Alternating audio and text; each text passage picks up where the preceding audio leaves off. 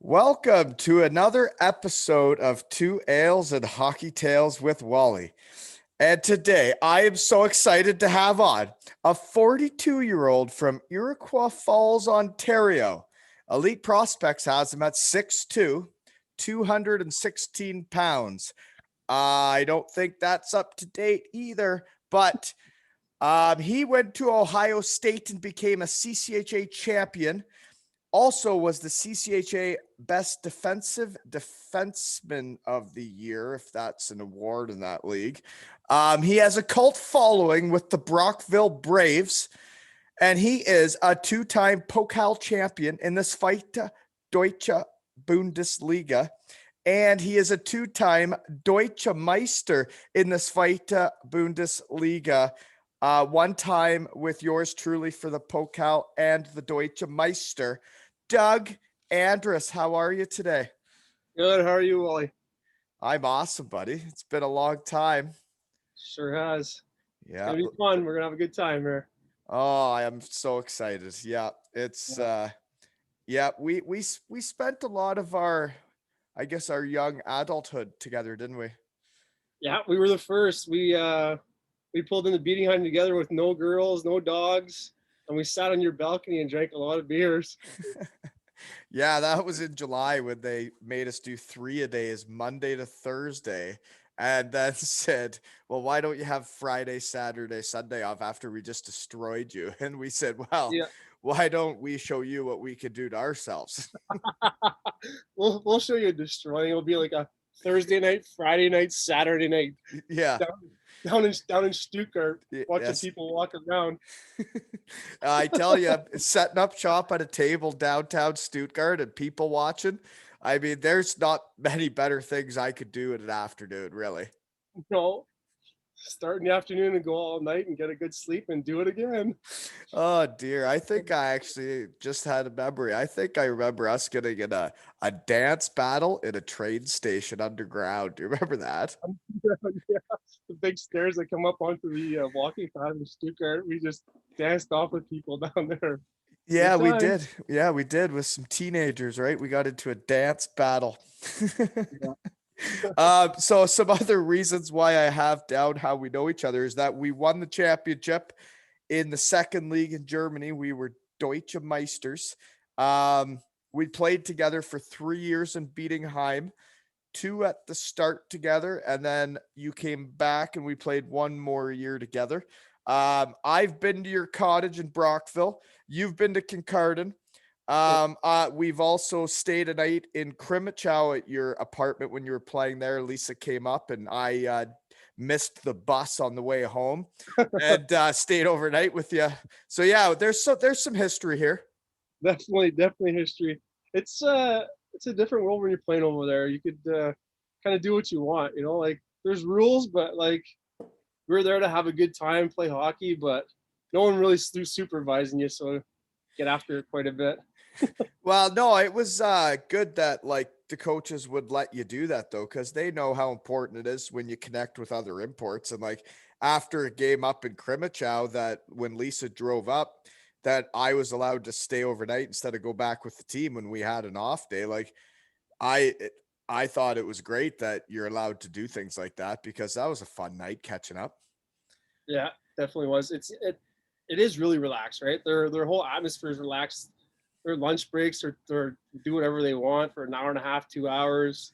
And that was the same with their hockey. But I mean, we definitely had Hitler at the start, though. Holy Christ, that first time going in there, it was a treat coming in July. I'm not a runner myself. I don't think you are either. And holy shit, did he put us through hell? It Are was crazy. are we getting into that already? Oh my god. Are we actually getting Oh, into Brittig already? Well, like let's do it. Schmitty yeah. mentioned a few things we did, but I would say that like I literally dreaded Oh, waking up with the morning. I dread it every day. the first, it wasn't like, your when you first get there, you're like, it's not gonna be too bad. We've done this a lot. But after the first day, when we had to go to the track forever and run when it was boiling hot, and I was just like, holy Christ, I fucking quit. Like, I don't care. F-bombs, Dougie. Come on. This PG. $100,000, $200,000 euros. Like, this is crazy. I'm 6'2", 200 plus pounds, and I'm not a runner, and neither are you. I'm a better runner than you. Who's kidding who? Even with a bad knee, I can still run better than you. Oh my God, I was a horrible runner. I didn't like that guy to start, and he probably didn't like me either. Let's be honest. Oh dear, no. That was a real eye opener. Like, we worked out so much, and then he had to go home for the weekend, so we'd literally get Friday, Saturday, Sunday just completely off. We would go absolutely, completely Looney Tunes for 4 days. Thursday night, man. Thursday, remember he did like an afternoon, early Thursday. We got all of Thursday night. It was like, are you serious? You made us fly here for like 3.5 days a week?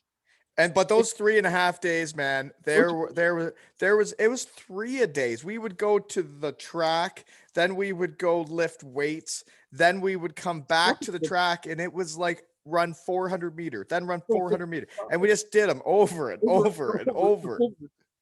Yeah, it was, man, it didn't make sense to me. It did not make any sense what he did. His system was garbage. His whole thought was, he just had good guys on his team. Like, we had an awesome team that year, right? Whole bunch of good guys, the Germans, everywhere into Hansi, who would freaking give us a massage. You know, like, everyone was a good person.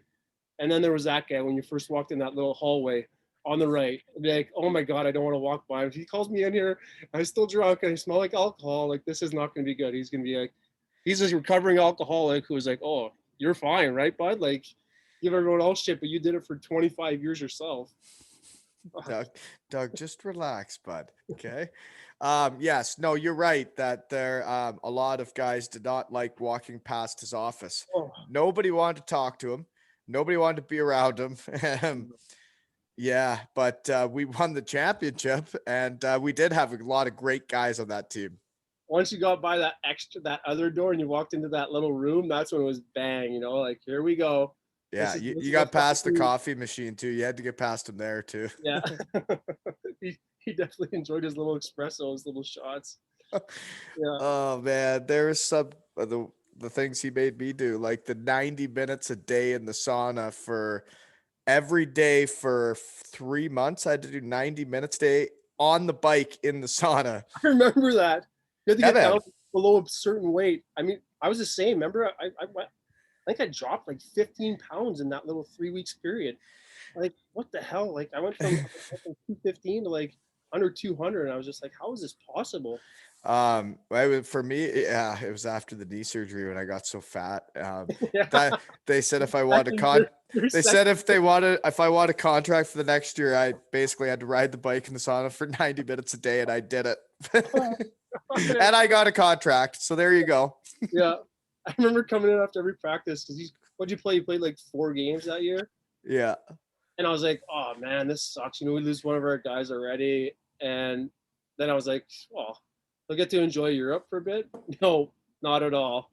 Every day you were just doing just as much as us, going to all the trips with us. I was just like, oh, poor guy.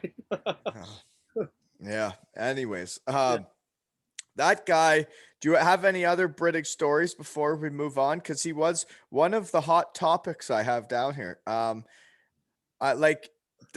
Schmitty had some good ones. Is there anything else you'd like to touch on before we carry on? Well, I mean, I'm sure Smitty touched on a couple, but like us doing stuff on the ice with a snorkel and some kind of breathing through a breathing mask. Like I said, man, that was our COVID. That was our COVID in Germany. Like, got in and everyone had snorkels. It was awful. Like, so stuff like that. But just Brittig himself, I could never look at the guy and think like this is going to be good, you know. But no real stories one-on-one, because I actually hardly ever went in his office, and I don't ever remember him being around that often. He was always gone back to Landshut, like when we go out, so we never actually got caught. I mean, the best story is when we won and we all got on the friggin' float with our dogs. Oh, and I was in the cutoff jeans. Yeah, cutoff jeans. I remember looking at just big grizzly beards, and we were like we stayed out till I think we left. I think we went for like an hour nap, and then come in and he just looked at us like this and shook his head. I'm like, yeah, we just won. Like, can you like put a little break on it? Like, We were in one though. yeah, we didn't get out of one for a while. No, we were in the pocket, they would say. Yeah, we were right in the pocket. Yeah. Yeah, I remember we were downtown and then I was in the trunk with the two dogs in my cutoff jeans, and I rolled out of the back of the trunk and the news was recording me. And then I got on the float with him and Yeah. I didn't even know we were going to a parade, so I had the cut off jeans cut off so high that the boxers were hanging out the bottom, and then all of a sudden we're at the parade with the professional hockey team, and that's what I look like. Well, there was no real talk about how it was going to happen, right? Nobody knew there was a parade. No. We get to a parade and there's 4,000 people downtown, and we all look like scum. Like, I'm like, what is going on? And they're cheering at us like it's the best thing ever. I was like, I can't even see straight on this float, and I just know there's lots of people. I remember me and Kelso at that night we came back and we stood up on the statue, and I remember looking around. I could hardly see, but looking around, there's still 4,000 people downtown. Like, that was probably because that was their first title, right? It was their first title for the second league, and they were jacked. They wanted to go to the DEL, right? We all wanted to go to the DEL, and that was kind of like the reason why we had that team. And then the crisis hit that year, so kind of things went sideways. But like, what a fun team! Like, that team itself, with that leader, because he was supposed to be our leader, right? Like, he did not lead anything. Our team led that team. Everybody was playing out of fear. Like, yeah, if you didn't do exactly what he said, you didn't play. Like, there's no way around that.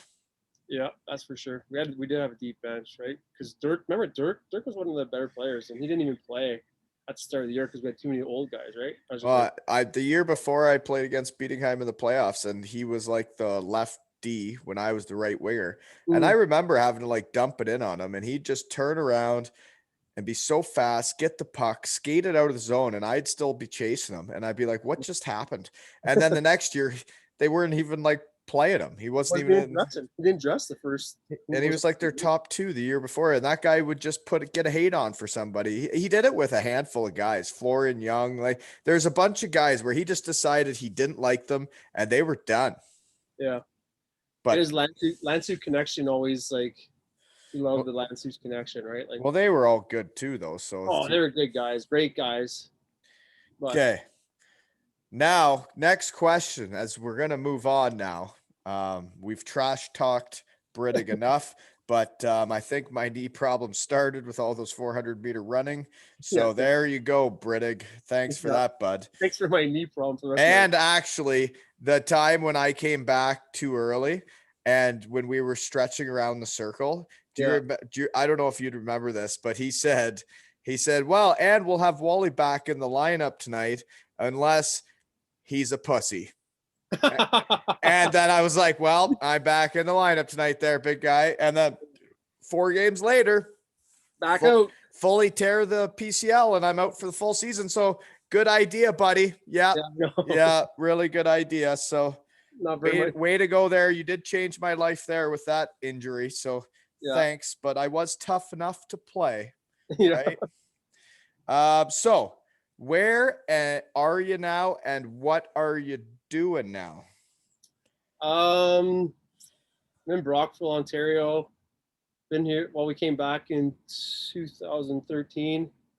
Bought a house a couple years before that, so just kind of tried to find my way. You know, at the start, I took some fire courses. I thought maybe I'd be a fireman. Pretty tough to get into full time, so ended up I'm doing volunteer firefighting. I've been doing that for almost 7 years now, and I enjoy it. It's more of a come and go, and you're still serving a purpose, so I actually enjoy that. Owned my own business for a bit when I was in Brockville. Just sold it about a year ago, and now I'm working for MPAC, Municipal Property Assessment Corporation. Government job, pension benefits, so really good hours. It's just a better lifestyle. Work lifestyle just for the family.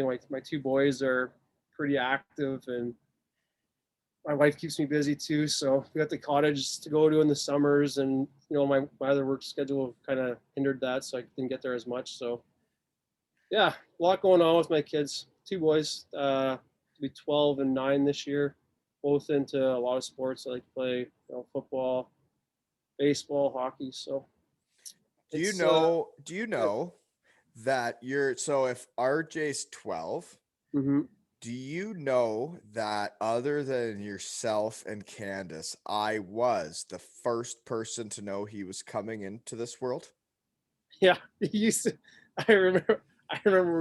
In Bietigheim, he used to be. Yep, going to fill the tank, Doug? See you later.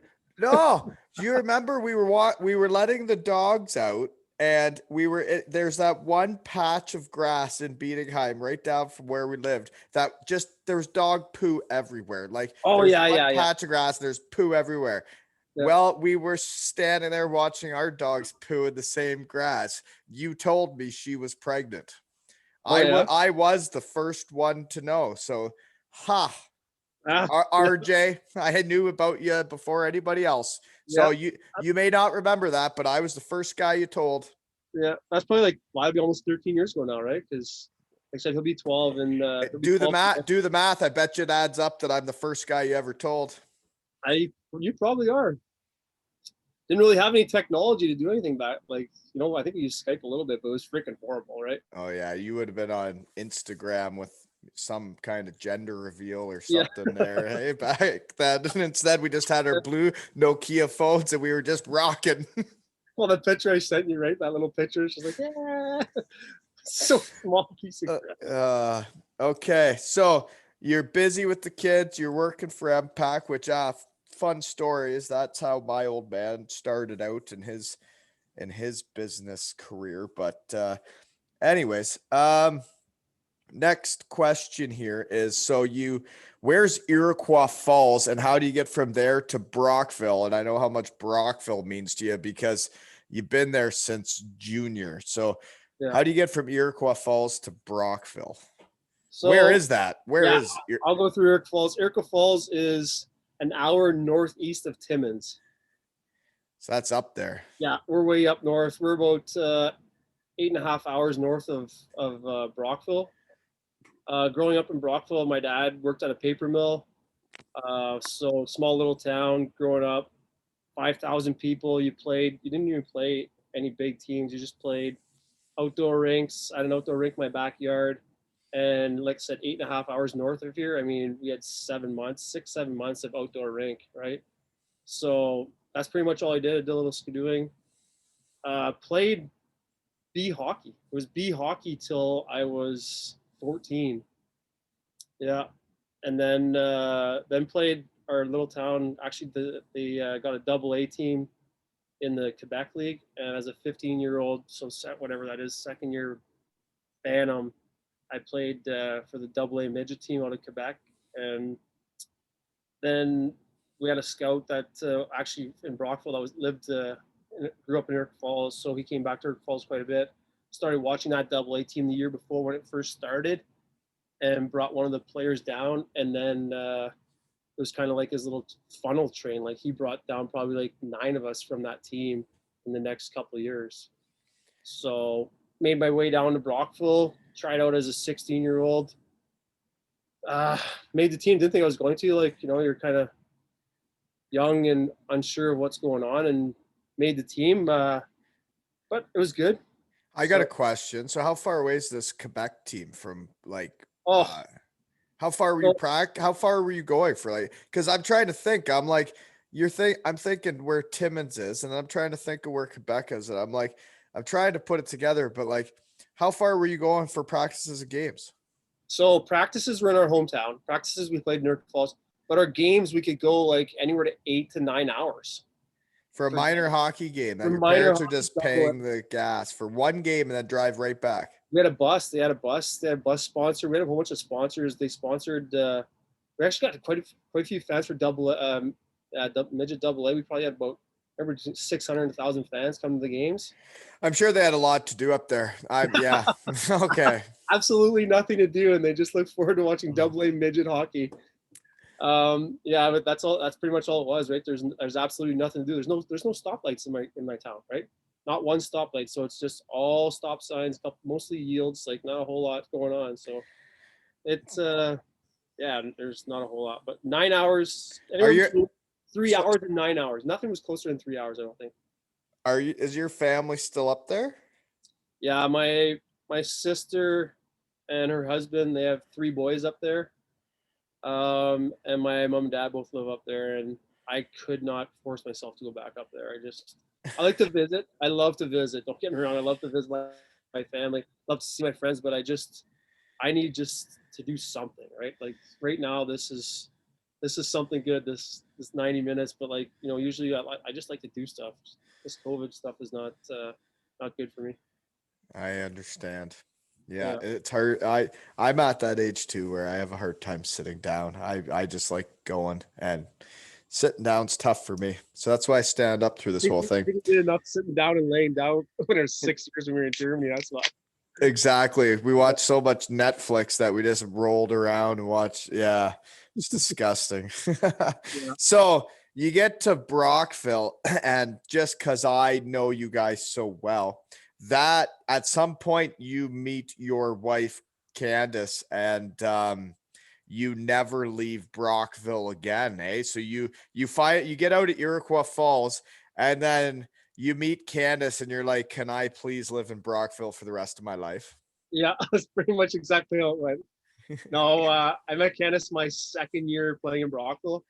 Played her for 5 years, which is a long time, junior. We'll get after that. We'll talk about that maybe later. So I met Candace my second year. Stayed with her for. I'm 2 years older than her, so stayed with her till my 20-year-old year. She went to Ottawa U for 4 years, and I went to Ohio State for 4 years. So we kind of split. We kind of went our opposite ways. Um, you know, for 4 years, and then got back together and made our way to where did I go? We can talk about that later. Yeah, But whatever. Okay, so you met her there. So the next question then is, so you were in Brockville for that long that I guess back then it was more common maybe, but you got a scholarship pretty late. And what, like, was it a full ride then if you were that old to be going there? Like, geez, you would have been older than like the like some I was older than some of you the had to be a seniors. freshman that was older than the seniors, eh? So I was older than some of the seniors for real. Were you? My first year, yeah. So what happened is I didn't take school very serious, to be honest. So school was not my thing. So actually, Ohio State had schools talking to me when I was 18 years old, and I did not give two shits about school. It's wrong to say that. Any kids that are listening, it's wrong. I didn't take school serious, so that was my big downfall. So I actually got a lot of tutoring, got some help, and it took me 3 years to pass my SAT. So thankful it happened.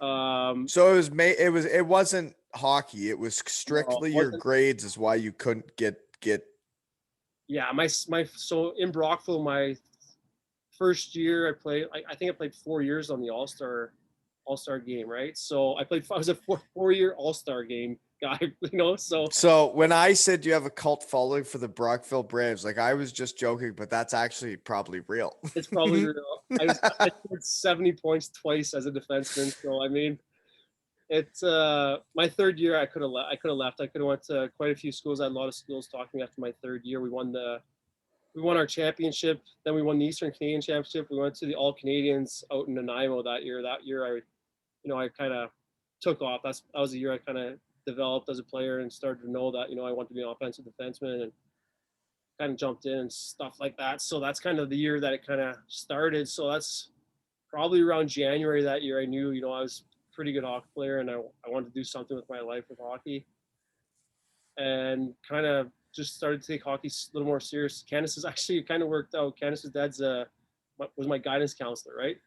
So he had a lot of good connections. He hooked me up with some people that actually helped me study and get me through where I was. So So hockey was definitely not the problem, Waldo. You know that. what no, I do know that, but I didn't know you struggled like that at school. So is this a shout out to the Ohio State Buckeyes for Did you just slide through all the classes then for 4 years or what? Was there like oh, you're on the hockey team, so yeah, no, you can have a C. C's get degrees. So I wasn't a football player or basketball player, but I guess I was in the third tier for that. But yeah, they definitely had a mentor that put you in the right classes. We'll say that, right? We had went to some class. We went to Yiddish class. I remember Yiddish. Went to a Yiddish class. Really? I took volleyball once. Yiddish for one of our language classes, and you go into it, and the guy's like, "Yep, hey, how's it going? You play hockey? Yep, all right. Make sure you come at least once a week." Yiddish. Yeah, it was just some guy that knew. I don't know, the guy that sets it all up. So there's a couple stories like that. I mean, football players had it way worse. I played Maurice Claret. You remember Maurice Claret, the one and done. Was he the guy that hurt his knee? Hurt his knee, yeah. After in the national championship game where it like went backwards. So no, that's Miami. They beat Miami. That's the guy that did it. Yeah. Oh. So, anyways, he was on Ohio State. Anyways, he was a one and done. But I remember some of the boys telling me in his class, he put his feet up on the desk, wouldn't do anything. Feet up on the desk and just kind of sit there. So like that does happen, but football and basketball get up more than we do. Yeah, I don't know anything about it. Western Michigan, we had to struggle through to get our good grades, but I did excel at school, so that's, yeah. Anywho, so you're at Ohio State, and you know what? Western Michigan would have been out so far before you guys actually won it. We would have already been like 3 weeks into our postseason bender. So we would have no idea who actually won. But I guess you won while I was at Western Michigan, right? You won for the Ohio State Buckeyes in our league, the CCHA. CCHA, yeah. That was my senior year. So my senior year, we played Bowling Green. In the finals? No, in our first round. We played them in the first round, like in your playing games. That's probably when you guys lost. So everyone plays everyone in the very first round. Oh yeah, no, that was definitely when we lost. We never got out of that. That was a heated battle. No, actually, sorry. We did win around my last year, but that was like a pre-one to get to Go ahead. So we played Brilliant. Then we weren't seated that high. So we had to play 3 games at the Joe, right? Our tournament was always at the Joe. So I headed to Joe Louis and played the first night. I remember pretty clear, obviously, because when we win championships, you kind of remember. We were down to Notre Dame. We came back. We beat them 6-5 in overtime. And then we played Miami, Ohio, which was probably the better team in that tournament that year. And I think we beat them by 1 goal. And then we played Michigan, obviously. Either play Michigan or Michigan State. Do you have to play 3 games of that? So that's the way we were seeded, right? So the first top 2 seeds got a bye, and then 3 played 6 and 4 played 5. So there's 12 teams in the league, so we played all that first round. Yeah, so we had to play 3 games. I think we were like a 5 or 6, and we ended up kind of pulling off. We played Michigan in the finals, 20,000 people at Joe Louis, all cheering for Michigan, obviously. We had maybe a pocket of Ohio State fans. And we beat them 4-2, final game. Remember, obviously, because 2 goals and assists or something like that in that game, and went on to be whatever, I was tournament MVP, tournament best defenseman or something like that. And is that right? It was a pretty good memory. It's just is that because you were 30 years old in college? I was 24 years old in college. Oh, sorry, 24. I forgot when you started. Well, there's some pretty good players. It's 24, but frick, some of those 18-year-olds were freaking still. No, you're absolutely right. Winning something like that is crazy, actually, because some of the guys that are in that league, you go to the awards night. I got to go to once. The guys winning the awards were Andy Green and, Al Montoya and Jack Johnson. And it's so to win something like that, good job. Way to go. Oh, that's what I mean. So we had a pretty good recruiting class. So when I played with Kessler and Umberger, those guys, they played 800 plus games in the NHL. So those guys were. Is that when you won it? We won it actually that we would have won it that year, but they left. So then it was the next. We ended up winning the next year because they both left. He left after his freshman year, Kessler, and Umberger left after his junior year. He was the same class as me, but they both left. And I think I don't know, we pulled it together with two of the best players kind of leaving, and it was kind of neat, but yeah, a lot of good players in that league, that's for sure. Yeah, no, it would have been fun to win in college. We had our struggles at Western Michigan. They do and well. huh? Their program's pretty good now. They put it together pretty well now. I think yeah, there's enough guys on here that come on and talk about issues we may have had there that I don't need to I don't need to talk about it when there's somebody not from Western Michigan on here. Okay, so you guys would have had some fun that night. That's cool because I never experienced winning in college, but So even like winning like a big weekend like in Maine, that felt like winning the Stanley Cup to me. So I couldn't imagine winning the whole thing in college. So we won. We went down to the GM Towers. That's where we're staying at the GM Towers. And we went down in our locker rooms, we're drinking, then went back, had some drinks. We get into the I don't know, dining area, and all of a sudden we're like partying, and then we see it, and then one of my buddies goes, "Hey man, there's Rick James." So Rick James, we partied with Rick James all night, and that was something that was pretty cool, like just in the thing, he's just buying drinks for like pretty much all of us. He's got all his gold on, just just kind of giver. And so that was a memory that I probably won't ever forget either. It's kind of cool.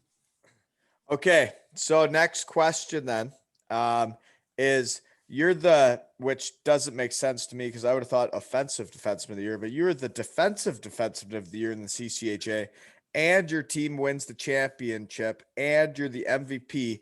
However, you are 37 years old at this time. So what are the options when you're turning pro at such an old age? But you have such a great season. It's like, well, like what were the options? So that year was the lockout year in the NHL, right? 2003, 2004 was the lockout year. I was 24 years old. I was older rookie going into whatever pro we were going, right? I was going to be the oldest rookie there probably. So I talked, obviously, my agent kind of set some stuff up, but he said you probably don't get anything.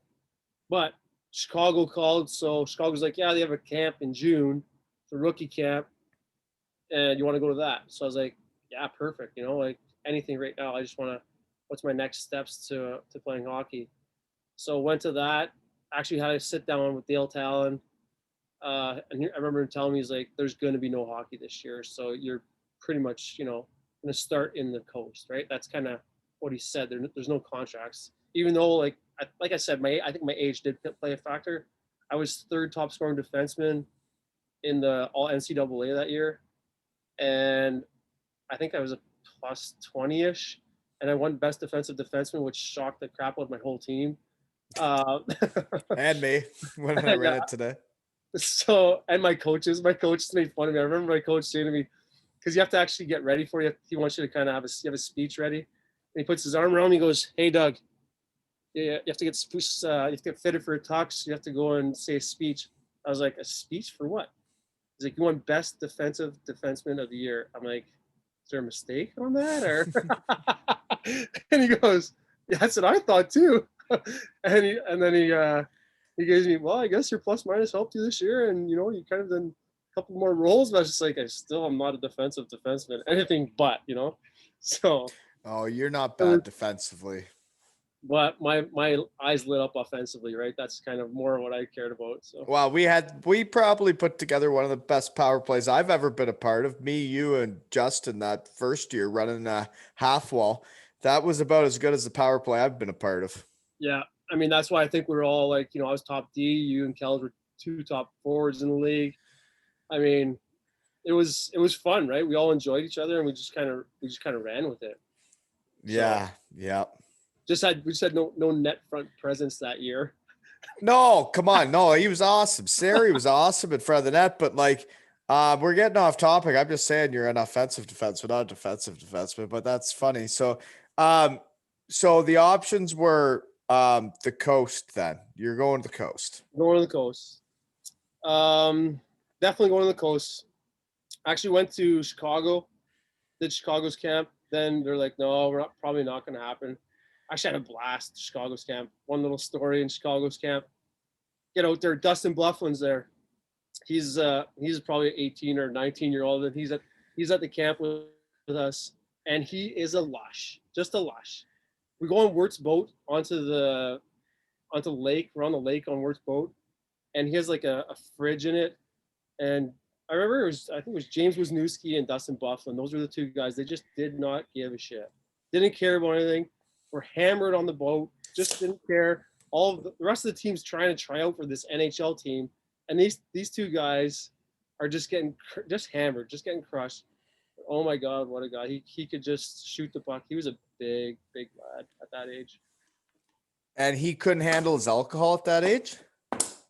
I think he was 18. I think he was 18 years old. I mean, I was 24, right? I was 24 years old. I think he was 18.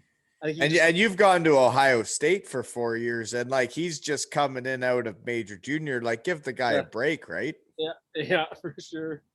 But man, that was just a memory that I just kind of remember. That's one to bring up. Kind of cool. Then actually went to San Jose. Went to San Jose's camp later on. Then obviously same kind of thing from Doug Wilson there. Just nothing's gonna happen. I think I went there in like July or August. I forget. And then nothing happened. Still, there was no NHL. So off to the coast I go. AHL is full of NHL guys, and the top AHL guys are top prospects that are going to play in the AHL.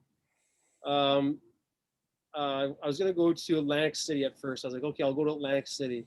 Then South Carolina called. I'm like, I'm going to South Carolina. I'm not going to Atlantic City. I'm going down to the coast. I'm going to hang out on the beach, and I'm going to forget to play hockey. And that's what I did for the first half of the year. Forgot to play hockey. I think I had like 4 assists in like 30 games. And then, traded over to Toledo. I played a game against South Carolina, whatever they were called. What were they called? The Inferno? Stingrays. Who's the Inferno? Columbia Inferno. Okay, so we went down and played those two teams. And holy moly, what a setup. Like, what a place to live. I know. That's what it was, right? How would you play hockey there? You can't. That's what I didn't know. Like your first year pro, I was like, it's way too easy to go to the beach. Fresh out of college, you're supposed to stay focused there? Not a chance. My mind was so far in the gutter. I was just right into the alcohol and right into the beach and just doing anything but, I'm not going to the bike. I want to go on the bike before or after. And no one cares because they just don't care, right? When you're first year in college, you don't do the work. You're just shipped off. They'll find someone else. Well, it's not like, even though when we were breaking in, like the working out wasn't that big of a deal, especially in the coast. Like the Dayton Bombers, we weren't going to beaches, but we were like, guys weren't going to the gym either. Yeah. That's not what guys did. No. After practice, like it was over. You didn't go to the gym. No, we never really went to the gym. Actually, my coast year, we had a mandatory twice a week 30 minutes on the bike. I think that's what it was, but I mean, really, what's that? That's like, that's nothing. So, but we went to downtown. It was a cool old city, and it was just different for me. I just forgot to play hockey. Made my way on anything, did cruises, rented like paddle boats, hung on the beach, and just forgot about the arena. Okay, so then you go to Toledo. I don't think we can get into every season. We got too much to cover here in Bietigheim and whatnot. So basically, you start in the coast. I did see you go up and down a little bit, but you do end up in Johnstown for the Chiefs, right? Yep. And that is when I play against you for the Daytona Beach Bombers. Daytona Beach Bombers. From Ohio, yes. And I played against you that season after Ohio State, right? So how was Johnstown? How was life there? Because that's the one Slapshot's after, right? Yep. Slapshot Arena, old town mill, like just a steel mill, nothing going on, man. It reminded me of Irk Falls, and I was like, ugh. But And you finally got out, and then you're right back in there. Yeah. And there's not a whole lot. We stayed in like an old age home across the building. So the rinks on one side, the other side of the street was this like 5 or 6 tower with like 95% old people. I mean, not like 60, 70. I mean, they're 80, 90 years old people in wheelchairs. And there's myself and 2 other like guys in the student. I'm like, what are we doing staying here? It's like, this is the cheapest place. You know, they don't have very much money. I was like, oh my God. You should have seen where we stayed in Dayton, Oh, Ohio. You should have seen where we stayed in Dayton, Ohio. The people that were living in the neighborhood, it was it was something else. I have to tell you one story because when I got traded from South Carolina to Toledo, we go on a road trip. This guy, Logan Koopman, he was a goalie, signed with Detroit, and we were kind of the affiliate. He comes in with this nice truck, nice wheels. We pull up from the bus. I think I drove that day. I drive to the rink. We drive back. His car's up on cinder blocks in our neighborhood. They stole all his tires, all his rims. We get back. I'm like, what the hell? Where do we live? Every little town we went to was just garbage, you know. Oh man. The That slums of all the little towns. That's where they put us. no, that north division of the coast back then. I don't know what it's like now, but my gosh, that was slumming living living in that, eh? Until like John Dayton was probably one of the nicer rinks, but it was like kind of dead, right? You just had that one big wing. Well, It was a basketball rink, and we would have like 200 people there for a game. yeah, it was bad. But then in Johnstown, it was convenient, easy life, right? Just cross the rink back, forth, and then but to party, there's nothing going. I mean, you're talking about a dead town, just a dead old steel town, so absolutely nothing to do. But Candace actually lived with me that year, and then the next year she kind of went home because I think she's like, I had enough of this place, so I'm out of here. It's too many hermits.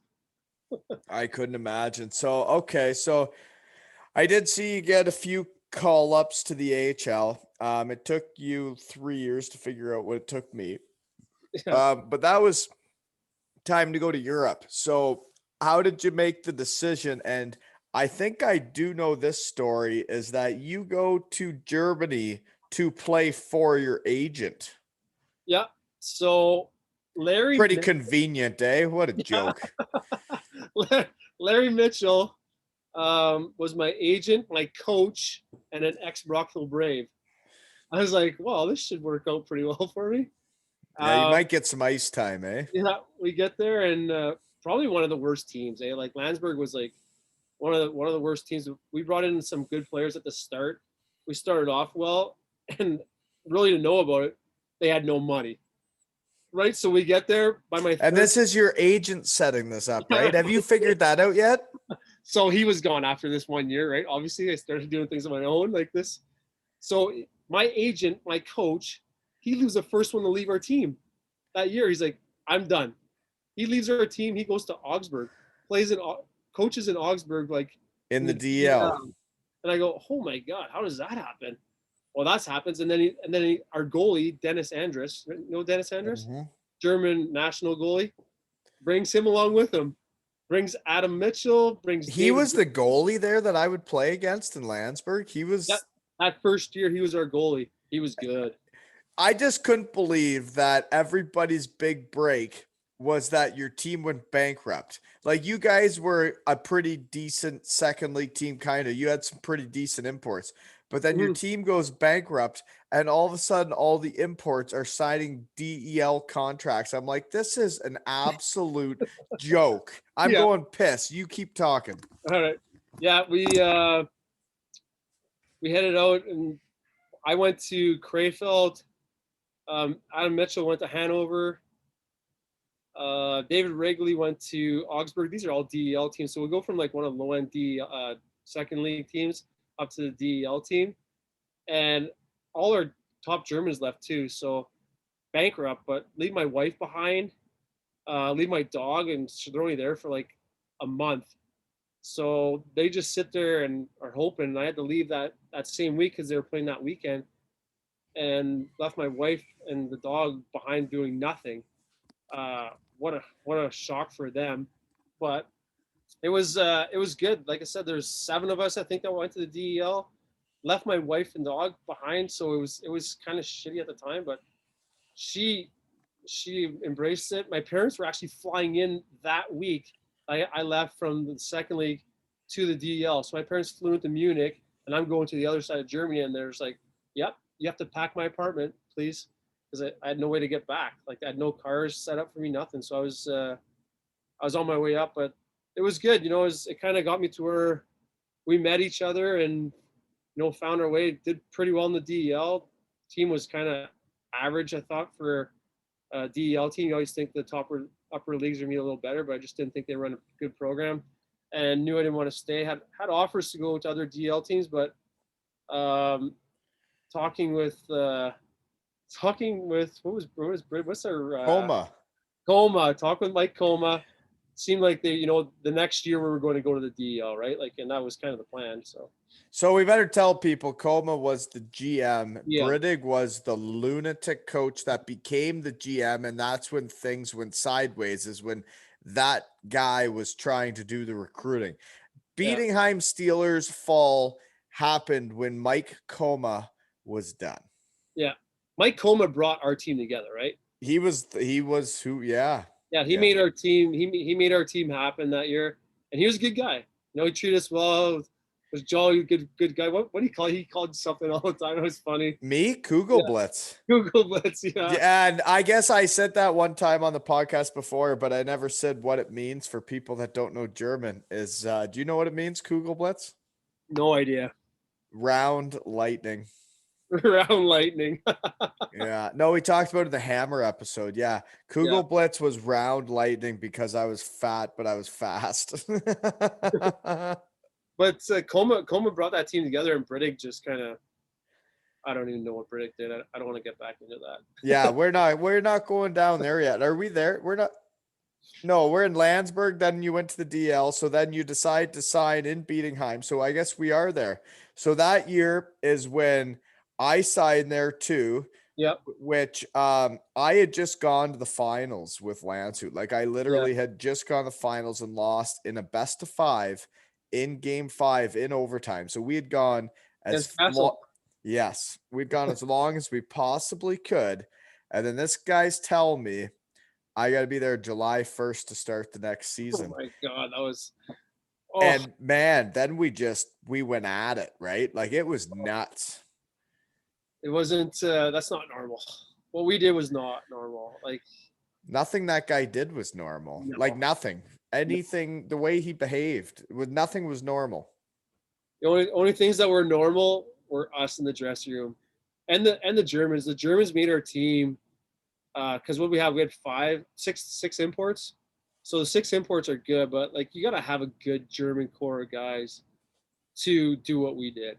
Like our imports carried, I think, the scoring and all that stuff, but our Germans like held their fort and did a good job that way, right? I think that league, the way I always saw it is like there are teams with better imports than the other imports, and it is a leg up. Like, and those are the top teams in those leagues.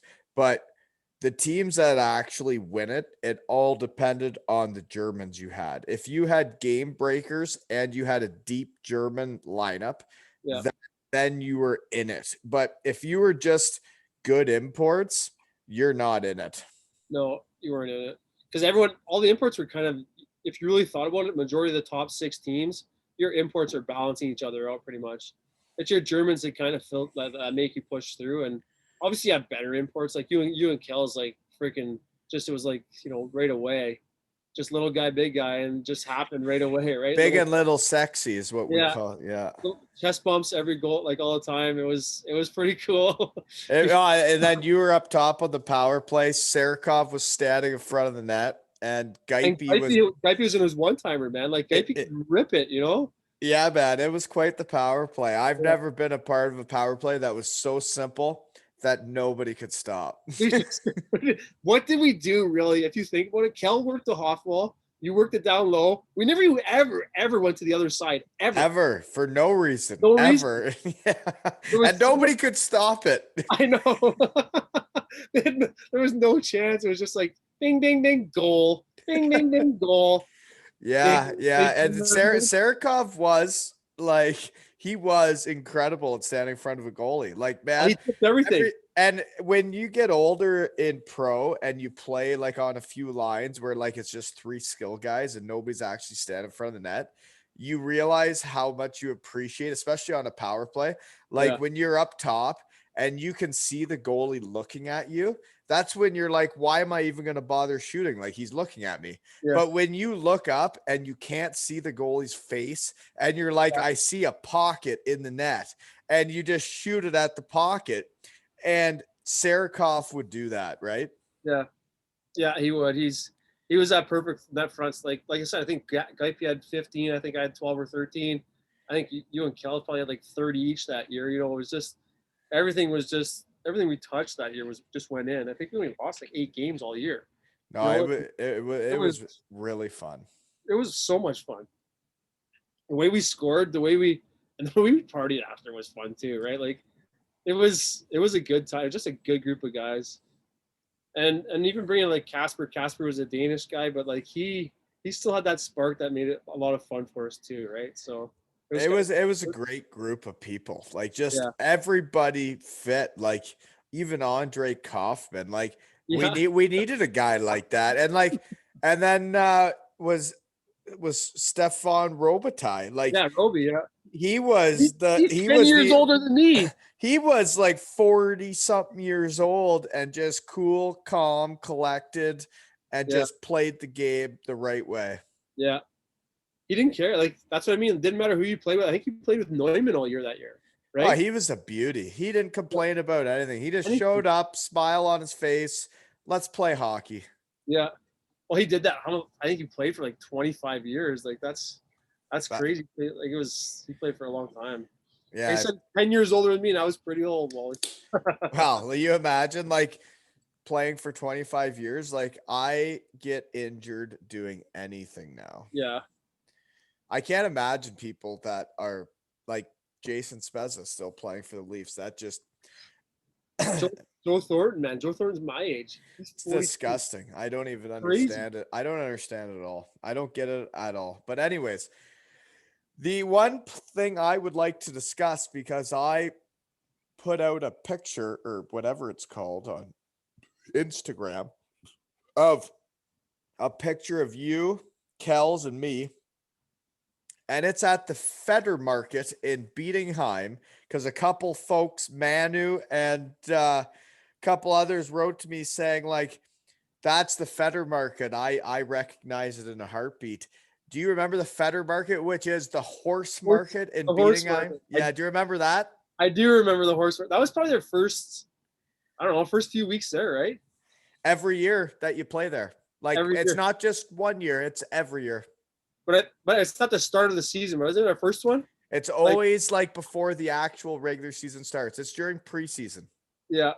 And I remember we get it after. I remember sending that picture. I remember that. Explain what it is. Explain what the Pferdemarkt is. The Pferdemarkt is sort of like a small. I'd say it's like a small like Oktoberfest. It is. Right? It's the same thing. It's just a Oktoberfest. I don't know, was it in Bietigheim, right downtown under the tree, I think, right? Yeah, it's right there. All tents, and I mean, it's just a drunk fest. In Germany, you're allowed to carry alcohol anywhere, right? There's no rules. So you just carry your beer wherever you want. Walk wherever you want. I remember my shirt, I wore white shirts at Pferdemarkt. By the end, I had so much red all over it because we were drinking wine too. And I was like, holy Christ, what a mess.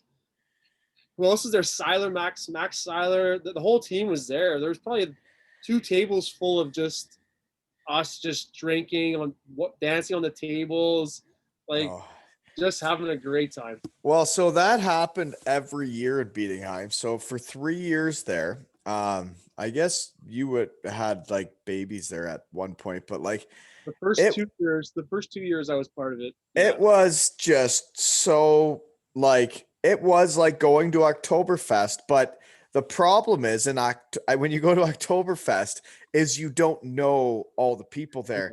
And when I am living in Bietigheim, I don't know everybody. And I don't think I do know everybody, but I guess what? Everybody knows you. People know who we are. And we acted like people didn't know who we were. Yeah. And we had a hoot. Oh yeah. I think it was the second year while we played. Oh no, it would have been my year that I didn't play with you. Oh no, there we played together our third year. That's when we were bad, and they weren't sure that we should be there. And we got in trouble a little bit because like, how do these people know who we are? Like really, like, do you care that much? Like, but they did, and what I think because I don't think I went out that third year because I think I had RJ. Did I have Grayson yet? No, not yet, eh? Yeah. Oh yeah, Grayson might have been just born maybe that year. So it's Yep. I had Yeah. yeah, Because when I went to Crimmitschau, I think you had just had him, right? yeah. Did So you have him in Crimmitschau? no, I would have had him. Well, I had him in Brockville. I had him the second year in Bietigheim. So our third year playing together in Bietigheim. Yeah, and well, it was crazy. But I just remember that place had there's no one like in here, like when you're in Canada, like someone's like, okay, he's drinking too much. Stop this kid.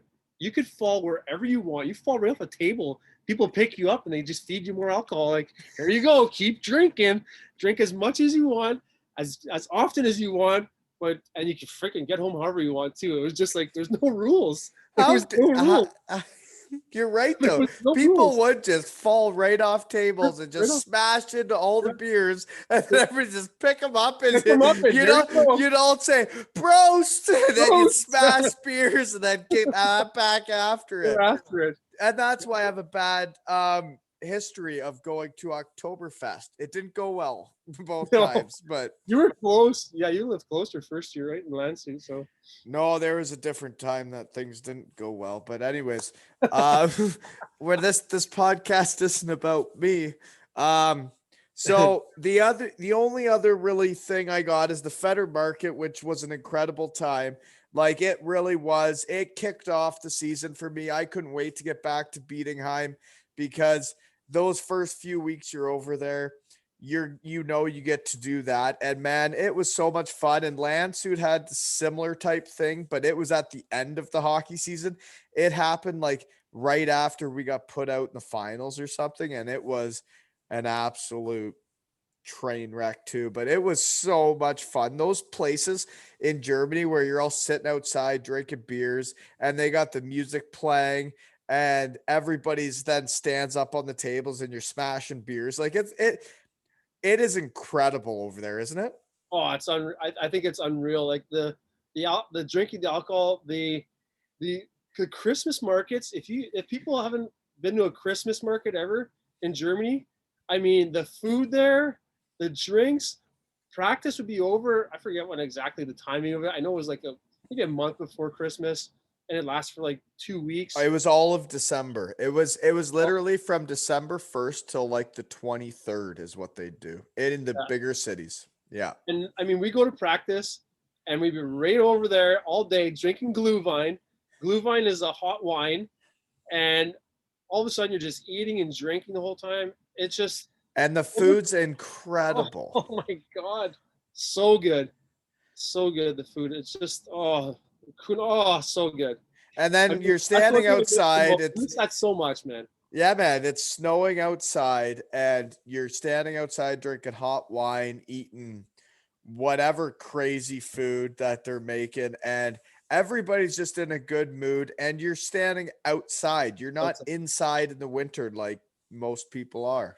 Yeah, you're outside. You got your center on the table. It's got a little bit of fire at the top, burning usually. But I mean, that doesn't heat you up that much, but it's just a great time. Just how can it not be a great time? You've got great food that we love. Like we love the food right away. And then we got this freaking just wine and beer or whatever you want, just right at your hand. Someone's serving it to you all night, all day. Like, oh. And you get to go to a different town each day if you want. And every town has one going on. Like you can go to every town and just check out the Christmas market. Like December is the best month in Germany by a mile. Yeah. I remember Esslingen. Remember Esslingen, the little town beside Bietigheim? And they had that old, like, medieval market, and it was so awesome. We just hang out there, and just because no one really knew who we were, like Bietigheim, like I said, was small, and we always went to the Bietigheim one. They'd always know, well, Doug and Waldo are here again and again and again. So we kind of rotated it out. That's when you got to get on the train. Yeah, get on the train. That's right. Because you definitely couldn't drive back. No, it was strictly a train to cab. You don't go to a Christmas market driving. You don't drive anywhere in Europe. Who's kidding who? No, it was so much easier to take the train. Well, why not, man? Because everywhere we're going, we're going to be drinking. Right? But if we're gonna get serious right now, so then you got the Christmas market and you got the glühwein and all the food, but then on your way home, legitimately on almost every corner, there's a Turkish fella willing to roll out fresh dough. Oh yeah, put it in a pizza oven and make you shave off the meat off the kebab off the stick. Yeah, and we're talking, this is fresh dough in a pizza oven. They got fresh vegetables and they're charging €3 for a yeah. wrap, and you can put French fries in them. Are Yeah. you serious? That was our go-to all the time. That was awesome. There was one every corner though. Every corner. I knew every Turkish guy in town. Yeah. And they knew us, and they knew us by the end too. Good gosh. Those fellas are making magic on every corner. Like, Yeah. good that So whew. cheap though, right? €3. Like, And they're making it fresh, like literally rolling it out with the roller and then putting it in a pizza oven. yeah. Like, are you kidding me? That's €3. That was our lunch too, quite a bit, right? Right down from What? the rink. We walked down to the rink, and then just on the left there, we jump in, grab a Spetzi. So like, well, a Spetzi and a wrap, please. And be, hey, Brent, yeah, Doug, yeah, okay, yeah, no problem. They almost had it right before we got in. Spetzi, eh? I haven't heard the word Spetzi in a few years. Spetzi's a Fanta and a Coke mixed together, folks. Yeah, a Spetzi. We would have Spetzis all the time. Who would have thought it'd be so good to mix a Coke and a Fanta together? Only Germany's figured that one out yet, folks. Yeah. Or was that in the other countries? Because I tell you, they're rocking it. It was fantastic. It was. Definitely was. Can't believe North America is so far behind. Okay, where are we? Yeah, I wrote down Christmas markets on here. The only thing that other really came up here. Actually, I'm gonna save that. Maybe PJ will come on someday and we'll talk about our mini golf battles for Chinese food. Yeah. But anyways, we play together for 2 seasons. The first year we win the championship. The second year I get hurt and ride the bike in the sauna. But then your season doesn't go as well. I don't think you're on the first power play because your stats don't look like it. I obviously think. Give me a quick story here. Quick story. No, because the coach decided he hated you, right? Because he always decided who he hated. You were next, right? I was next in line. And the reason why, I remember saying at an interview when we won the championship the year before, I remember saying they got to do their part. We won this league. They got to get us to the DEL. And I remember me coming back and Dirk telling me, Dirk Robo goes, hey, Doug, you're in trouble. I'm like, what? Like, you're in trouble. You can't like sewer the management because now they think it's their fault that we didn't go to the DL. And I remember, and that's kind of how it started. And then I remember he was all over me all year. I got hurt a little bit in the middle. I busted up my knee a bit. I was out for a few weeks. Yeah, MCL, I was done, right? Yeah, I was done before the season even started, though. I could feel it. I was like, oh, shit. And it didn't help that, like I said, like they had way less money the second year, right? We had way less money. And then you went out right away. So it was a tough battle. It was an uphill battle for sure from almost like the first month. Still good guys. We still had the same team, pretty much most of the good guys, but we just like had less. And a lot of guys moved on to DEL, and some other guys just didn't come back. But yeah. Yeah, no. So then you move on to Crimmitschau, and I stay in Bietigheim. Because like, yeah, no, I stayed in Bietigheim, but man, things got so bad, and like, It was so horrible to go to the rink at near the end when Brittig knew his time was coming to an end. Yeah. And like we didn't have a good team. The budget was horrible. So obviously you sign a bad team because your budget's not good. And then all of a sudden this coach they think is good that actually had like the all-star team of the league a couple years ago when he wins the championship. All of Yeah. a sudden, he's telling us that we have to shoot it from center because it's Oh, always a threat. He told us it was always a threat to shoot it from center. And as soon as guys would get to center, he would be yelling at them to shoot it. And I'm not joking. I'm not joking.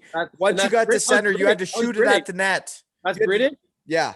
You had to shoot That's at the what I mean. net. So like our first year, it was us that did it, right? Like he didn't give us a power play. He put us on the ice and said, "Here you go."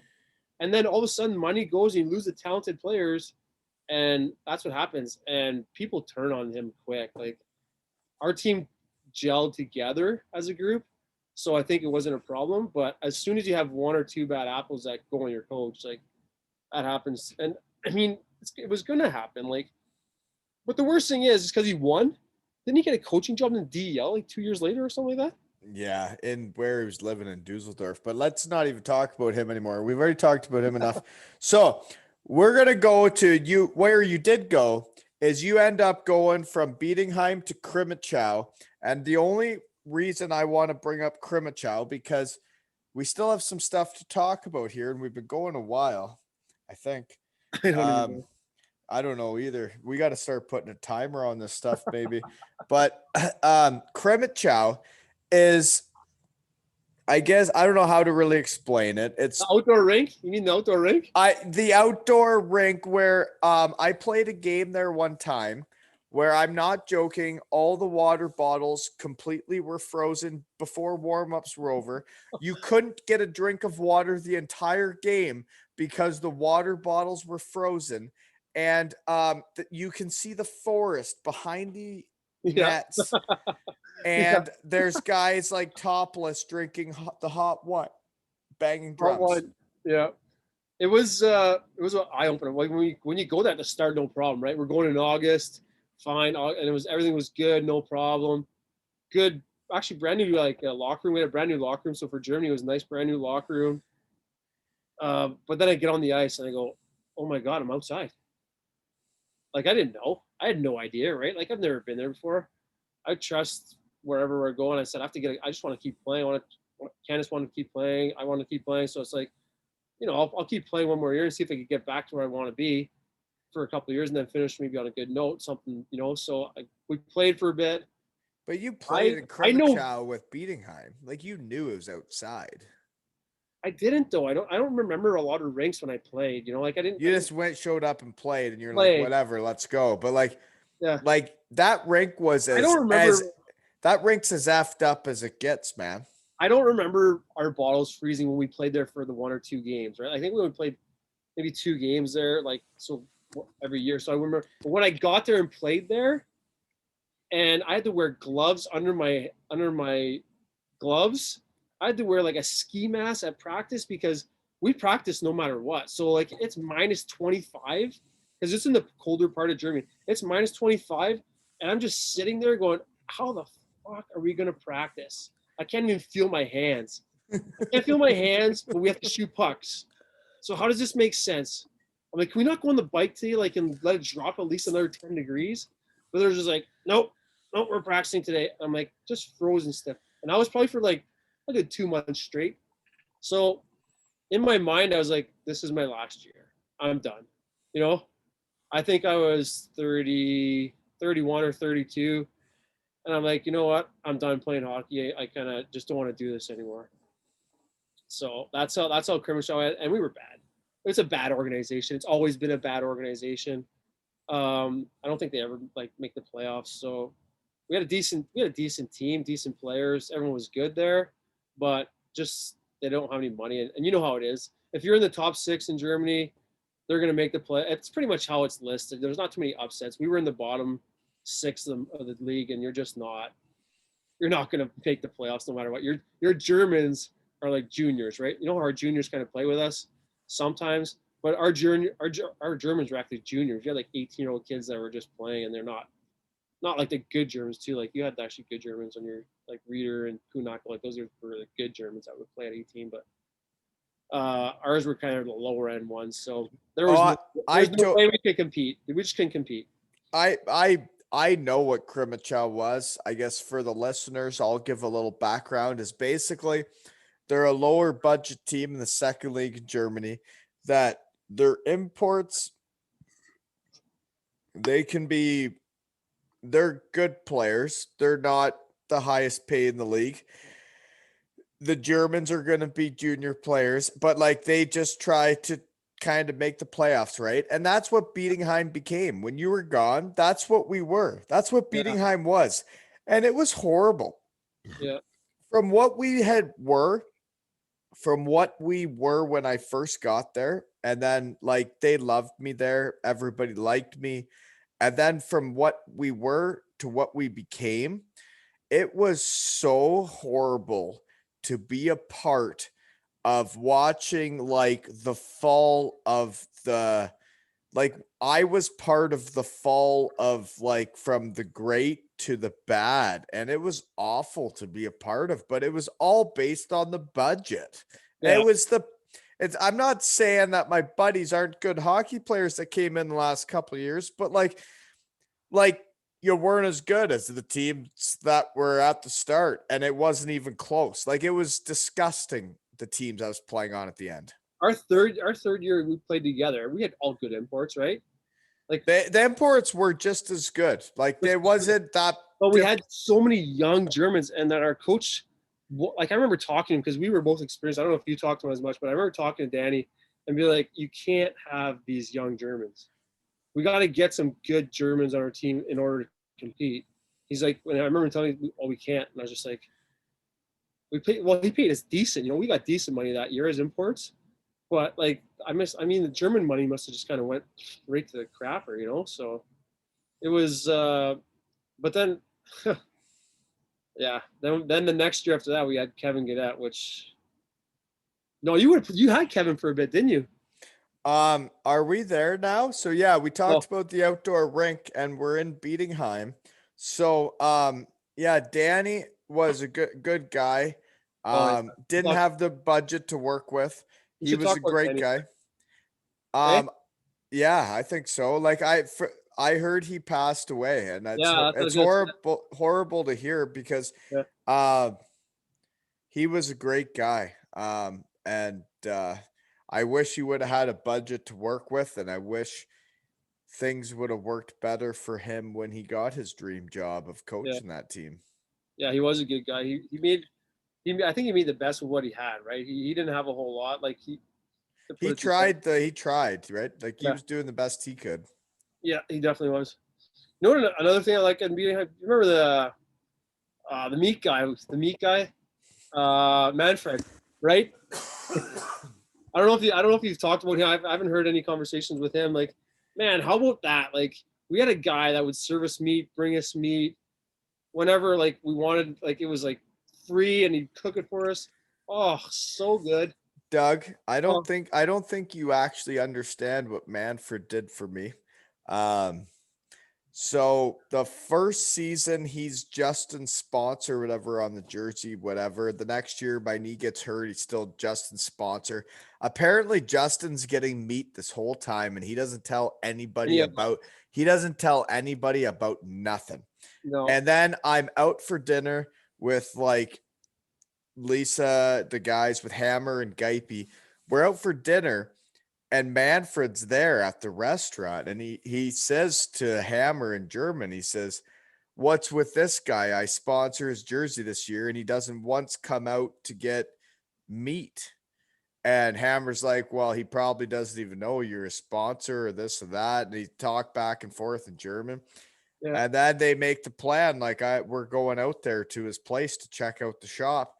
Yeah. And we go out there, and I left with a bag of meat that had to have been worth $500. There was no more than that. There was one fillet thing of beef that came from like Argentina that was like worth, it said on the package like 250 euros. And I was like, for a piece of meat, and you're letting me take this back to my crappy little apartment to slice up and put on the little, you know, Real.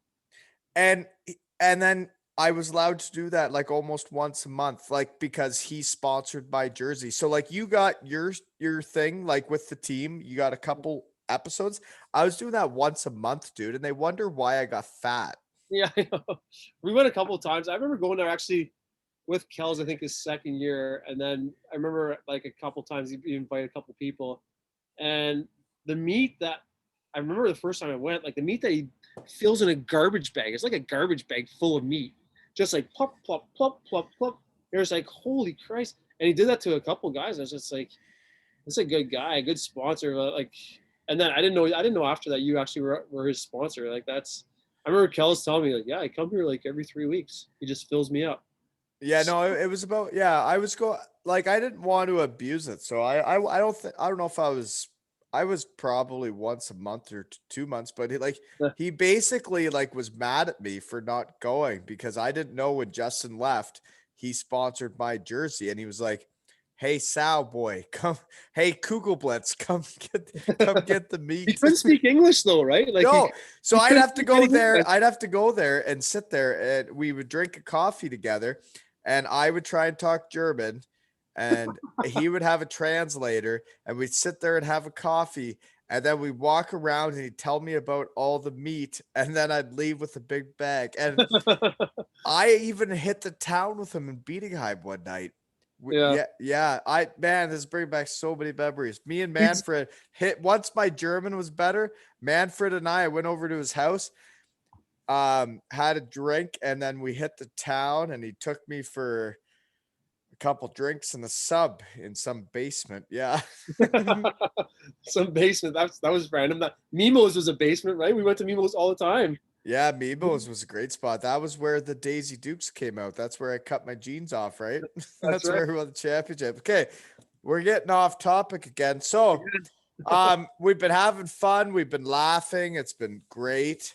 So now I guess you brought up Kevin Gaudette. So, for me, I went to Bietigheim. We win the championship. I have, the coaches, the management, whoever telling me like if I stay with the team through this dark time with the bad budget, I will be with them through when we get through it. And I'm with it. I'm part of the program. We're all in this together. And then they bring in this new coach who then decides he doesn't like me, which that's what happens. And Yeah. Kevin, you know what? Realistically, that's what coaches want to do. I'd want to bring in my guys too. I would do the exact same thing. I would want to get out of the old, but like people, they had made promises to me and they had said like, if you do all this for us, like you're I here. think you scored like 30 goals that year too, right? It's not like I yeah, had, yeah, no, I did just fine. yeah.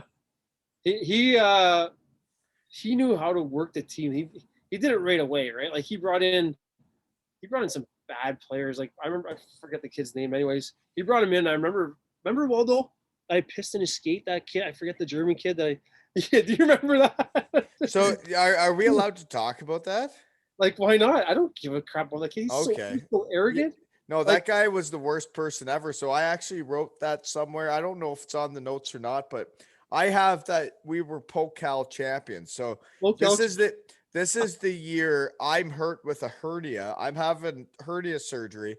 You guys win the championship while I'm up in the stands watching. But we brought in Marvin Tepper. Marvin Tepper. Yeah. Marvin Tepper. And this guy was the worst Worst teammate you could ever happen, right? Ever. And I'm the captain of the team this year. So I'm like, I'm sure some of the guys looked at me. Some of the Germans kind of like huddled in their own. It was tough. It was a tough team that year. A lot of Germans, the younger Germans, stuck together, and they didn't really like the imports. And when that happens, it's tough. But we ended up winning the Pokal championship, and he thought he was the king shit. He was out of there quick, and I was just like, you know what? I'm gonna get this guy. And he had scored a goal that night or something, right? Oh, Like he had scored a big goal, and he was the biggest asshole I've Yeah, ever met in my life. Like literally, I've never met ever, one like it. ever. He freaking treated us like shit. He wouldn't celebrate with us on the ice. Remember? Like He'd score a goal and then skate away from everybody. skate away from everyone. I was just like, I had enough. So I was just like, onto the dressing room. Everyone's sat there, it was a good time. He's probably the first guy out within 10 minutes, and we just won a championship. I think we were like 12th or 13th place. Like we were doing bad that year, so we won a championship in Germany, which is pretty big. The stands are packed. Everyone's having a great time. I think we're drinking on the ice. We have the championship trophy. When we get back in the dressing room, he's gone. I was like, I fucking hate this guy. I said, guys, like, who hate? Like, I'm done. Went over to the stall, grabbed his stall, and I filled the skate up with piss. Just fucking pissed, all in it. And I just left it there, and everyone just looked at me like, what? I'm like, that's not part of our team. Like that guy's not part of our team. Like we have to do better. But I probably shouldn't have did that, but I didn't give a fuck at the time. That guy drove me fucking crazy. That guy was the worst person I probably have played hockey with, but he was very talented and could move. Like, But like was the worst person I think I've played with. Like I hope he doesn't watch this. Not that it matters. Who gives a shit, right? Like, you think I can't imagine where that cat's at right now. How can anyone? He played in a lot of DEL teams, playing the top second league. Well, he was so good, man. He shows up for a tryout. You're like, yeah, sign the kid. Yeah, really good German, top talent, top skill, could score. But man, that attitude, I couldn't. You couldn't wash it with anything. Well, I wasn't really like basically when he got there is when the hernia happened. So like I heard about the pee thing. I don't know if I was gonna bring it up, but if you're willing to, I think it's great. Yeah. I didn't like that guy. No, I didn't either. I don't think anybody did. But what I didn't like was like I went from that team in Bietigheim from like with having Geipe, Hammer, Schmatzy, like all those guys, like Siler Rama, like all the guys that were just beauties. Our young guys were really good, right? Like the young guys knew their role. They just remember we would win, Waldo. After we got 80 points, every win was $250. So our young guys didn't play a game. They would come into the dressing room, just start yelling. I'm like, you didn't even play, but they got the same bonus as everyone on the team. So every win that we got an extra almost like $1,000. And those kids are 18 years old, and they got the same thing. So they would come in flying. So like the camaraderie of our team was just like it just gelled. It was awesome, right? So. Well, and then from there to what it happened, like, and you were the captain, and I was one of the leaders on that team too. And from what that season was near the end it was so brutal. Yeah. Like when the young Germans they literally weren't playing good. Yeah. And basically saying like I remember them saying like guys were stealing points and stuff, and I was like, you guys realize like we're all over a point a game and we're all trying the best we can here.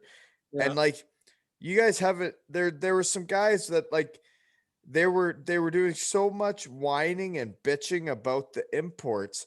And then when you looked at their actual body of work when it came to hockey, you're like, how can you be pointing fingers at us? And I'm not going to say names right now, but like there were a couple right. That's what it was. They were young. They were like 20, 21 years old, and they thought they were hot shit. Yeah. And they were already on that low budget because we kind of slid down. We didn't know. I think they still paid the imports well, but I think they kind of like when you skimp on the Germans, that's when your team's not good, right? You know that. Everyone knows it's all about depth, right? In any league. And it's like when guys get hurt and you have a guy to fill in. Like I just hated when it was so hard for me from what it was to what it became. And when those young German kids like started pointing fingers at imports, and then imports started doing that back at them, and it was like, how did we get to this? And it's all budget. Yeah. And like to think about all those teams that, I mean, I guess it's just because of the team we were, and we were supposed to be good to what Yeah. it became. That was in our mind, right? We wanted to be good because we remember the Bietigheim team that we first went to our first year. And it wasn't that. No, it was awesome, right? So that's what we wanted. How often did you play the year that we were with Kevin? Did you get back in quite a bit that? So what happened was, I had about 20 goals in 20 games. We hadn't had a good year the year before, and I really dedicated myself, and I got a personal trainer and I got all in shape. And then I really rocked it at the start of the year. And I had 20 goals in 20 games, and we were in last place. Yeah. And it really, really, really messed with me mentally.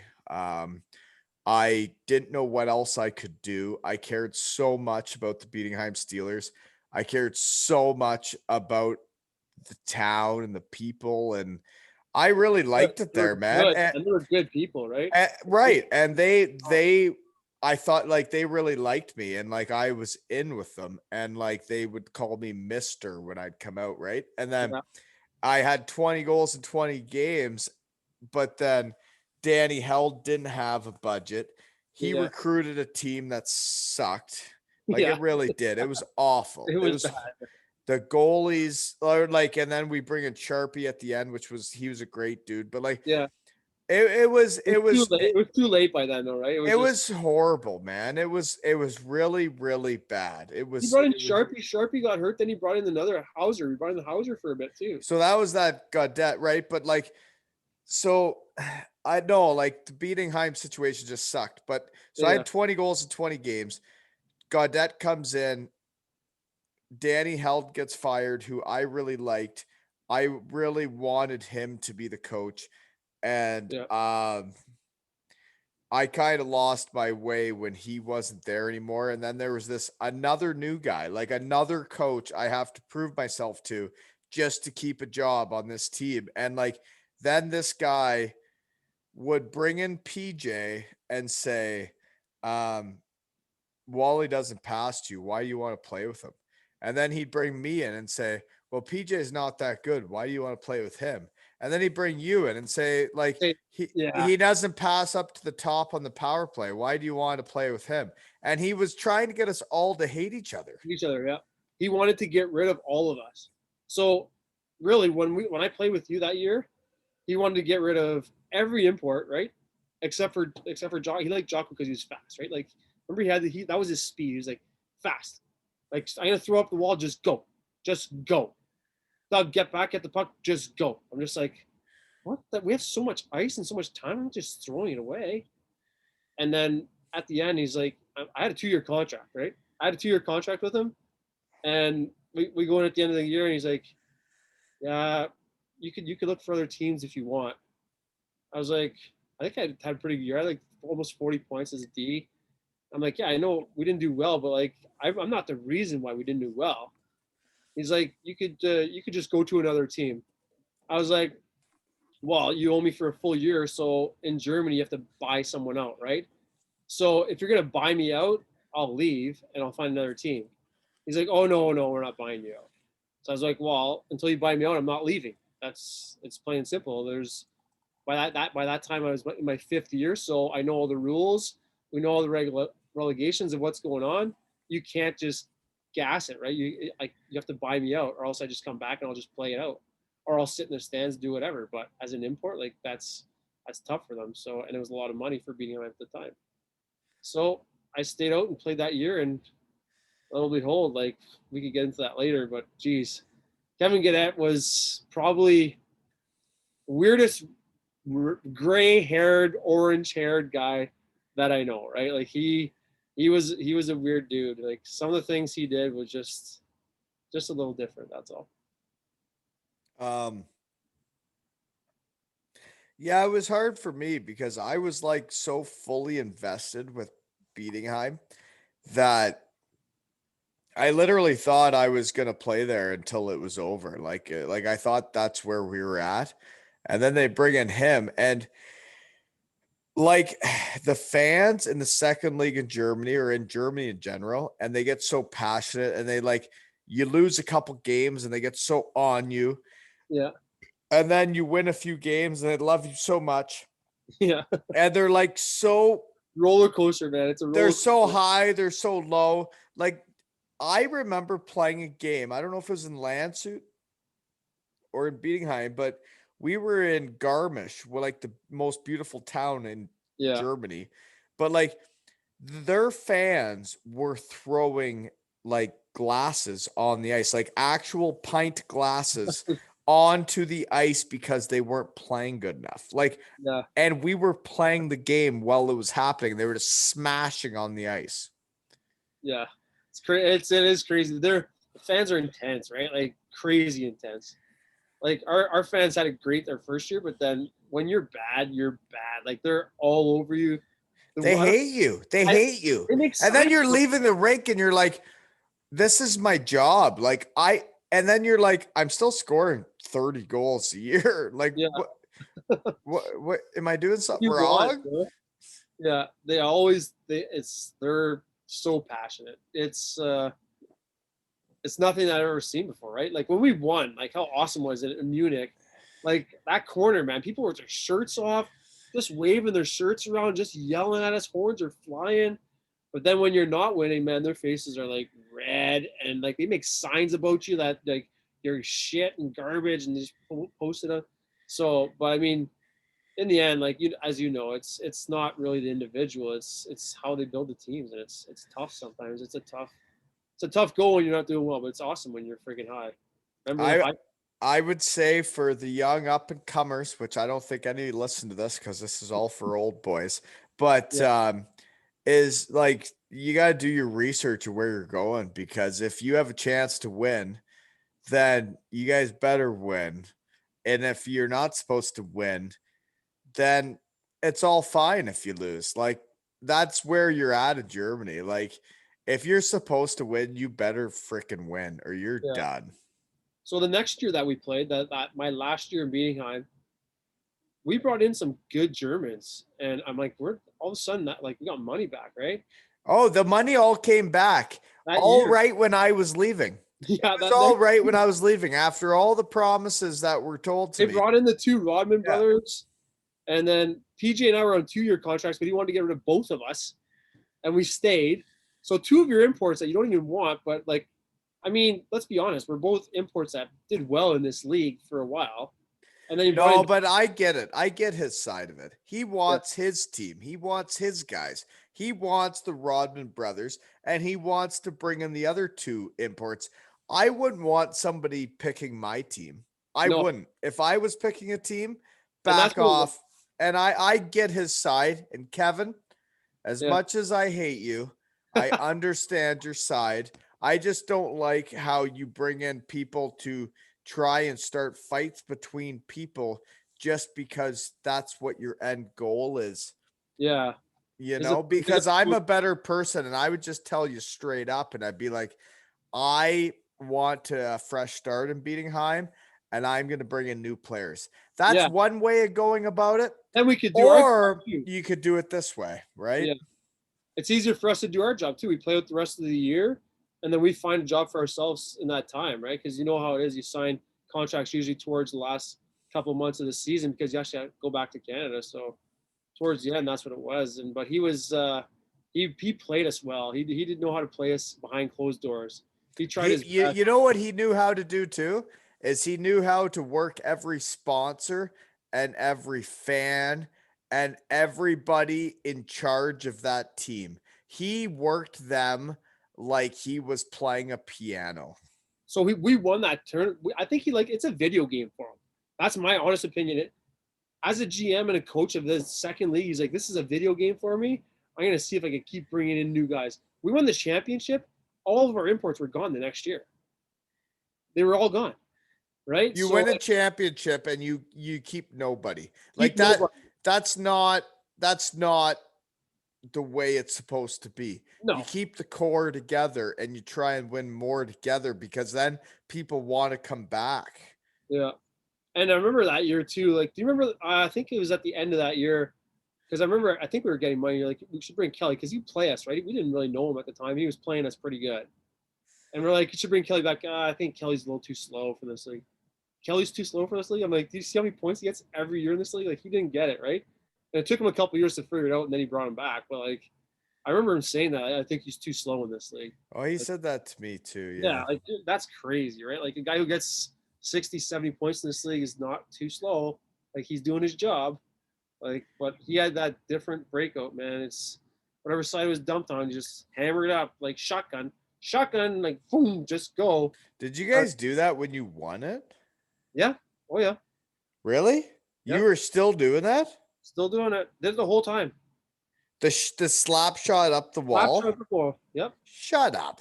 Yes. I thought that was because we weren't good that year. We still did it. Like, it was, we did it a lot still. Yeah. The slap shot up the wall. Shotgun. Remember the shotgun? Oh, I remember. Dude, I haven't hated someone in hockey like when like I totally get why he didn't want me back, and you know what? I needed a fresh start too. And I've got this off my chest, and we're all good, Kevin. We're all fine. Yeah. I'm fine.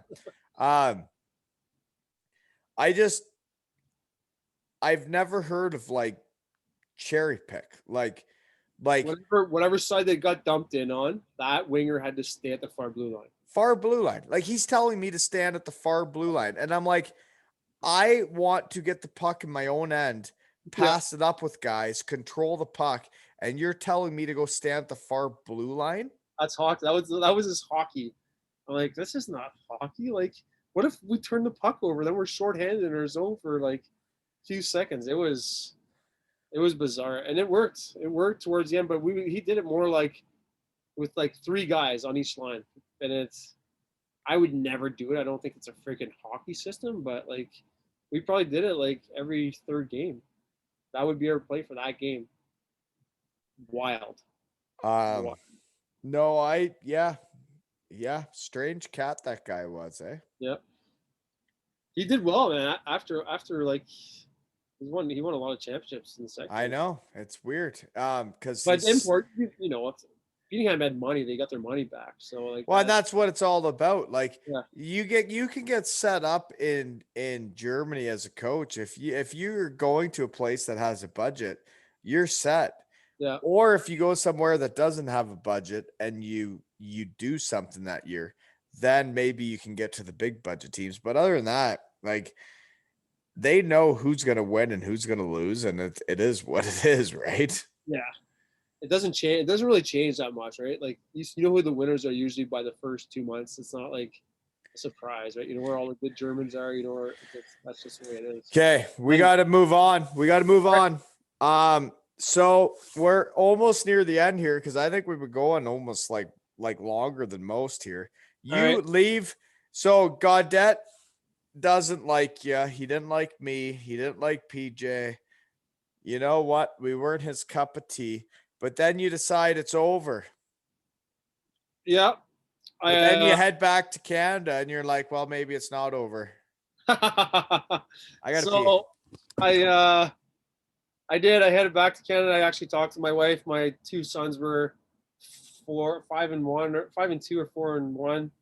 So we're kind of at the end of our year, and I think I was 34 years old.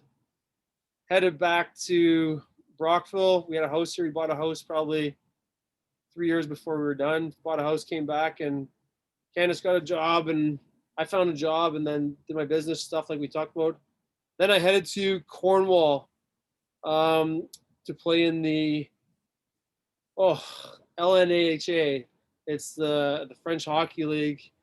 And played 1 team in Cornwall and Ontario, and then the rest are from Quebec, where you really notice the difference in professional hockey. Even if you're playing minor pros, second league, DEL, AHL, East Coast, doesn't matter where you're playing, but you know you're playing the minors. And then there's this LNAHA league that you play games on weekends. You don't practice. There's 0 practices, and you play. And we're all OHL, Quebec Major Junior, and pro hockey players, all of us.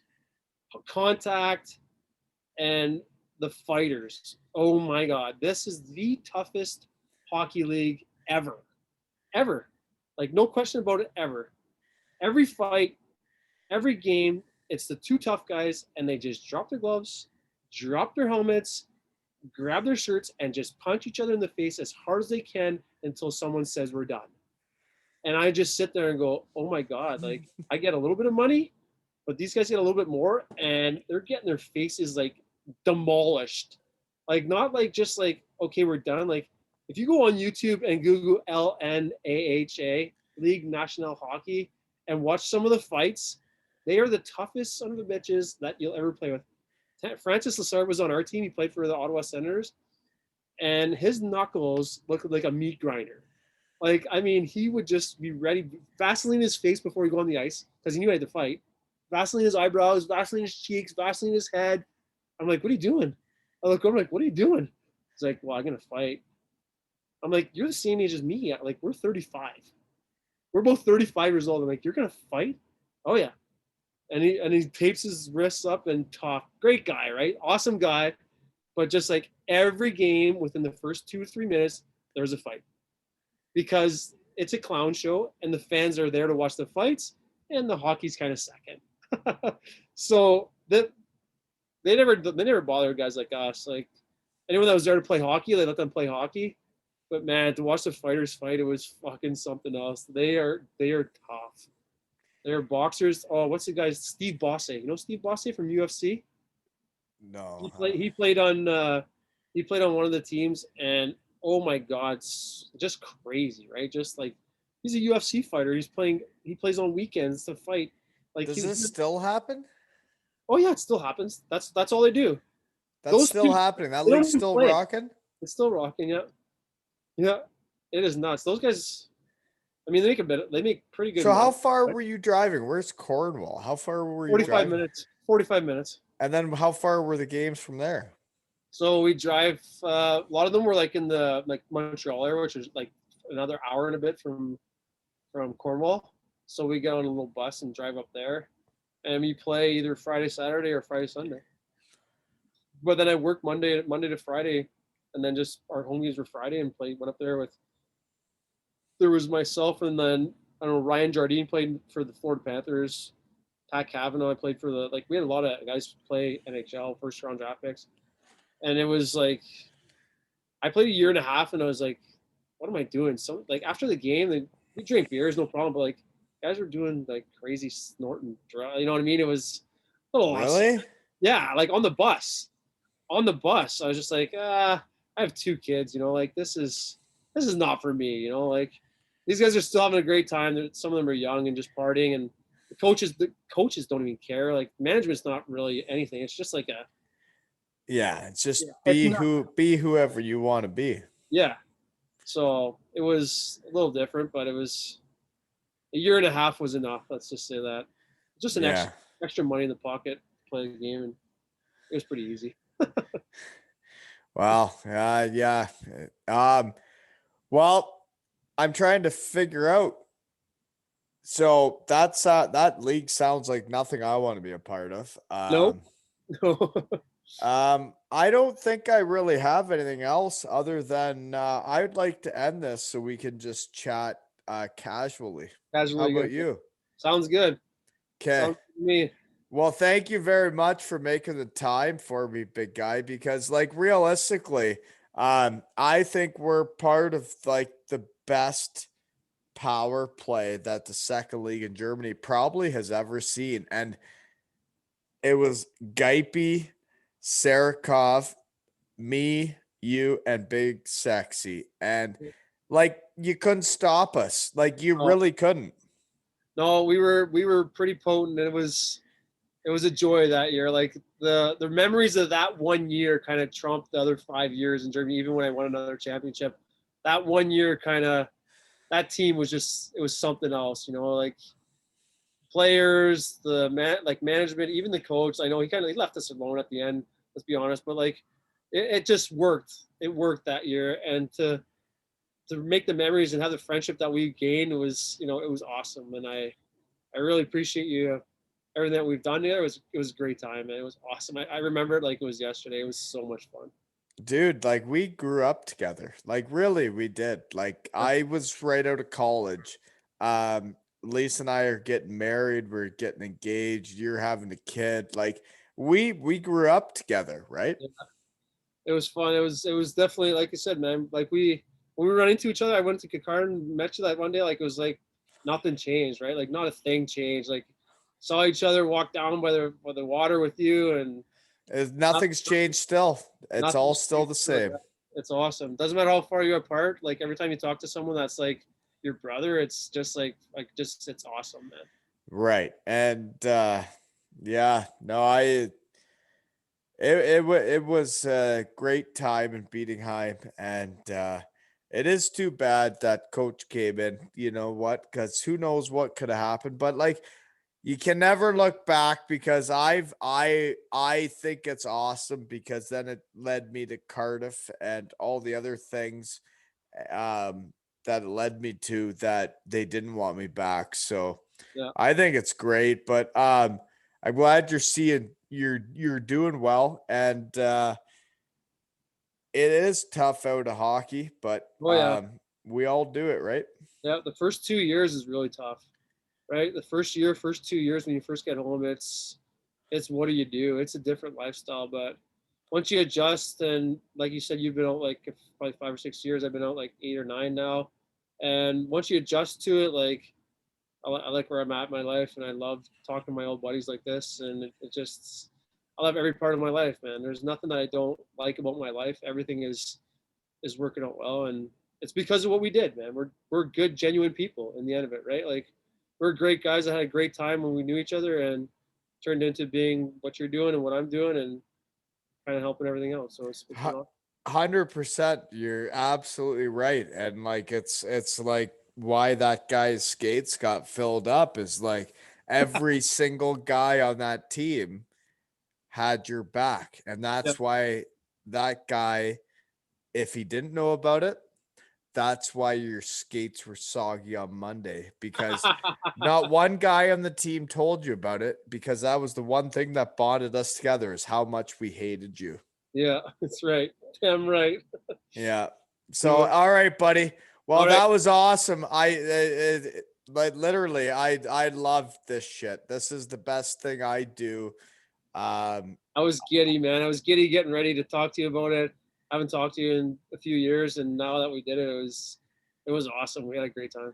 no, seriously, it's so much fun, man. Like Yeah. it's like, yeah, what it, yeah. I hit stop now. All righty, buddy.